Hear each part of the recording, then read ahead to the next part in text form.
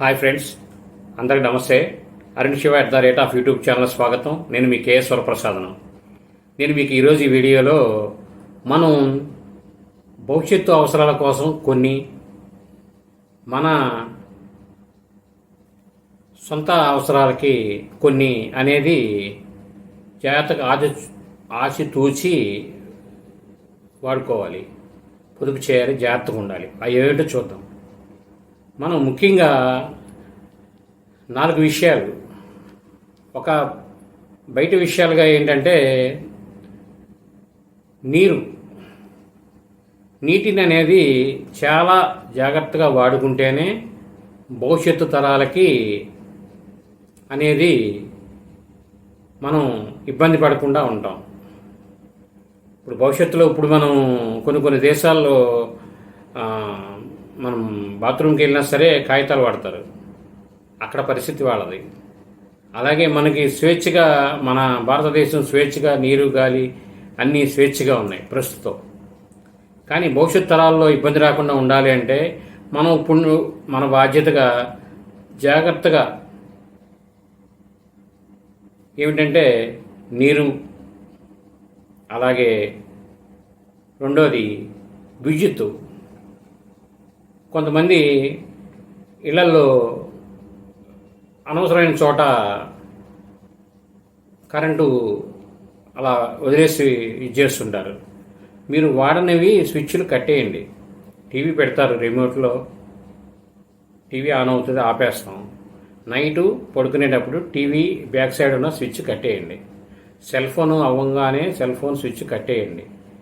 ఇలా మీరు ఏ గదిలోకి ఆ గదిలో లైట్లు తగ్గించుకున్నామంటే మీకు డబ్బు ఆదా అవుతుంది. ఈ కరెంట్ అనేది మనం రేపు వాడుకోవడానికి కరెంటు కోతలు లేకుండా ఉపయోగపడుతుంది. అలాగే తర్వాత ఆహారం అండి. ఆహార పదార్థాలు, ఒక కూరగాయలు అవనివ్వండి, ఒక మనం వండుకునే రైస్ అవనివ్వండి, ఏయనండి సరేనండి, మనకు కావాల్సినంతవరకే తీసుకొచ్చి మీరు ఆలోచించండి.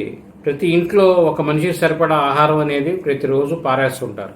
అది ఈజీగా. కొంతమంది అంటే చాలా జాగ్రత్తగా ఉంటారండి, వాళ్ళకి మనం అభినందనలు తెలపాలి.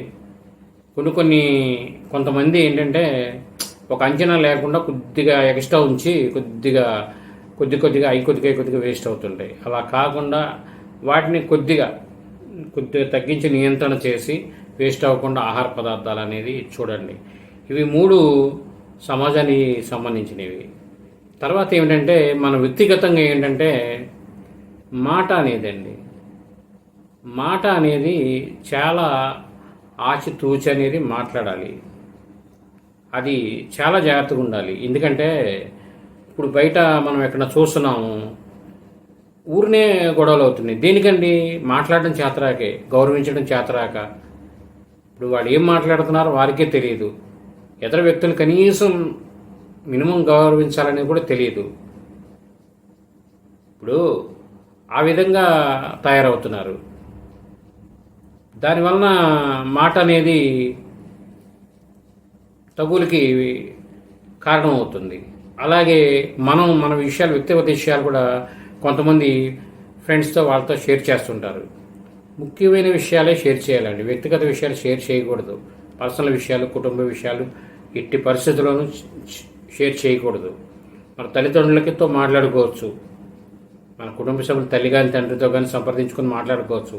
మీ ఫ్రెండ్స్ బదులు వీళ్ళ సలహా తీసుకొని మాట్లాడండి, మీ సమస్య పరిష్కారం దొరుకుతుంది. అలా చేయండి. మీరు మాట అనేది మన బంధువులతో కానీ ఎవరితో అయినా సరే మాట అనేది కొద్దిగా మనం జాగ్రత్తగా అనేది ఉంటే, పొదుపుగా చేసుకుంటే మనకి భవిష్యత్తుకి ఇబ్బంది లేకుండా ఉంటుంది. శత్రువులు ఎక్కువ మంది లేకుండా ఉంటారు. ఎక్కడైనా ఏదైనా ఏదైనా విషయం జరిగినప్పుడు ఒక్క విషయం మెట్టుగా మనం తగ్గడం వలన వచ్చిన దండగే ఉండదండి. నా అనుభవంగా చెప్తున్నాను. ఎందుకంటే నేను షాప్లో ఉన్నప్పుడు ఎంతోమందితో గొడవలయ్యాయి. ఎందుకో తెలుసా? మాట్లాడడం తెలియకే. కేవలం మీరు చెప్తే ఆశ్చర్యపోతారండి. ఎలా అంటే ఒక ఆటో వ్యక్తి, నేను షాప్ పెట్టిన కొత్తలో 2006లో ఇక్కడ కేదార్స్పేటలో అతను ఆటోలో ఉండి, హే ఏమున్నాయి ఇవాళ ఫ్రెష్ అని అడుగుతాడు. ఇంకో వ్యక్తి, ఏంటి ఏమిస్తావు అని ఆడవాళ్ళని అడుగుతాడు. ఇంకో అతను వచ్చి, ఇప్పుడు ఫ్రెష్గా ఉంది అని అంటాడు. అలా మాట్లాడటమే మనం పిల్లలకి మనకి సమాజంలో నేర్చలేనప్పుడు మన తగులు అనేది మాట అనేది ఎందుకు రావండి? ఖచ్చితంగా వస్తాయి. నేను ఖచ్చితంగా వాళ్ళకి చెప్పేవాడిని, నాకు తగువైనా సరే నేను ఖచ్చితంగా చెప్పేవాడిని, మాట్లాడడం అనేది నేర్చుకో ముందని. ఎందుకంటే ఎవరొకరు ప్రారంభించబోతే దీనికి అంతం ఉండదండి, ఇంకా మూర్ఖుల్లా తయారవుతారు. అలాగే మూడోది డబ్బు. తర్వాత డబ్బు అండి. డబ్బు అనేది ఏంటంటే చాలా జాగ్రత్తగా, చాలా సిస్టమేటిక్గా అనేది వాడితేనే లైఫ్ అండి. ఇప్పుడు చాలామంది ఉన్నారు ఈవేళ.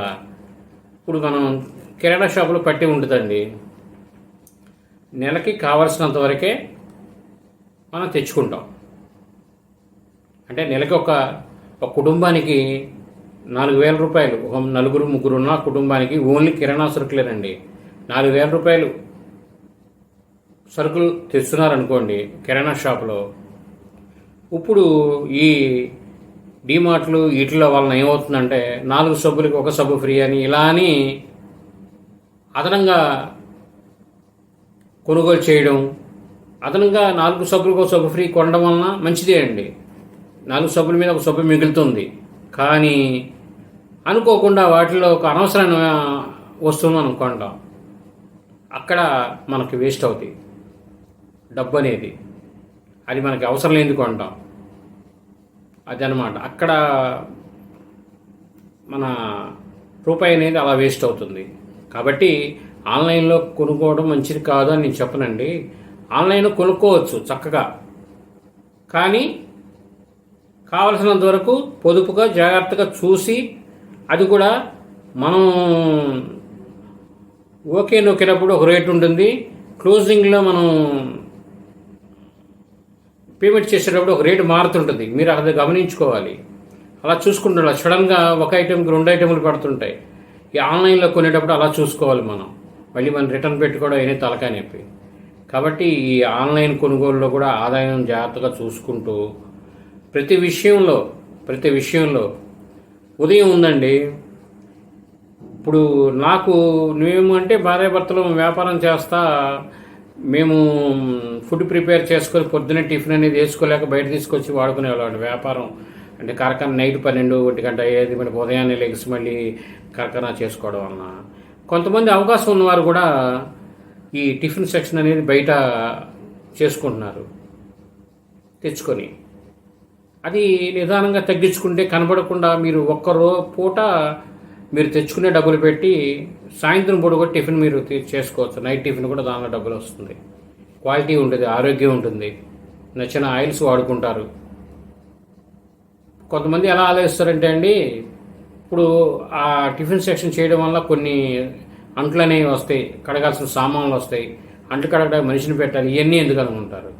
ఆ మనిషికి ఎంత ఇస్తామని మనం ఇస్తే ఒక 300 500 ఇస్తాం నెలకి, కానీ మనకి ఎంత ఆరోగ్యం మిగులుతుంది?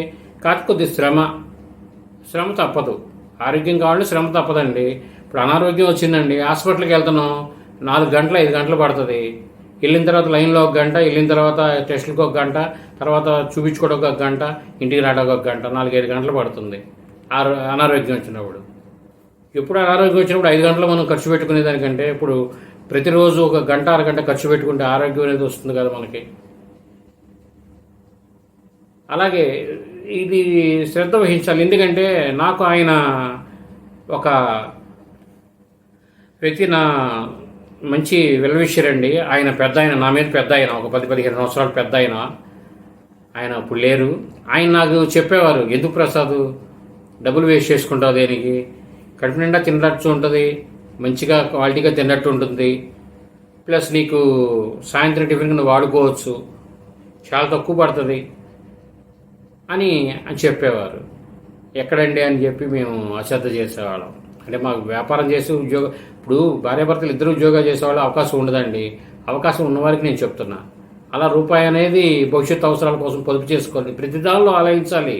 కేవలం నేను టిఫిన్ కని కాదండి, అన్నిటిలో ఆలోచించాలి. ప్రతి ఖర్చులో ఆలోచించాలి. నియంత్రణ, బట్టల కొనుగోలు విషయంలో కానీ, మనం బట్టలు ఇన్ని పండగలకి ఇలా కొనుక్కోవాలి. ఇప్పుడు సంవత్సరంలో 4 పండుగలకు 3 పండుగలకు కొనుక్కోవాలి. తర్వాత భార్యాభర్తల పుట్టినరోజులకి, పిల్లల పుట్టినరోజులకి కొనుక్కోవాలి. నెక్స్ట్ పెళ్లి రోజుకి కొనుక్కోవాలి.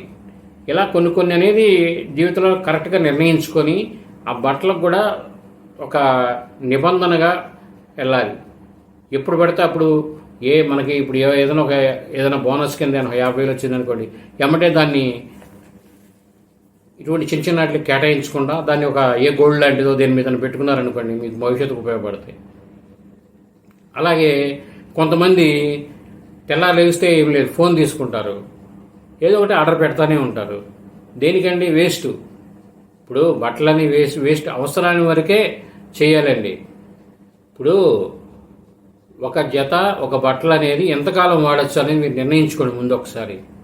అలా ప్రతి విషయంలో, బట్టల విషయంలో, తిండి విషయంలో, మన సరుకులు కొనుగోలు విషయంలో అన్నీ, ఇప్పుడు పాలు, పెరుగు అన్ని కొనుగోలులో కూడా ప్రతి జాగ్రత్త చేసుకొని ప్రతి ఒక్కరూ వారి కుటుంబాలని ఎంతో సంతోషంగా ముందుకు వెళ్ళాలని ఈ వీడియో రూపంలో నాకున్న అనుభవాన్ని మీకు విశ్లేషణగా తెలియజేశాను. దీనిలో ఏమన్నా మీకు నేను మాట్లాడింది పొరపాటు అనుకుంటే దాన్ని ఈజీ కింద తీసేయండి. అలాగే ఈ వీడియో మీరు పూర్తిగా చూసినందుకు ధన్యవాదాలు. మేము మరిన్ని వీడియోలు చేయడం కోసం లైక్ చేయండి, షేర్ చేయండి, తప్పకుండా సబ్స్క్రైబ్ చేయండి మీరంతా. Thank you.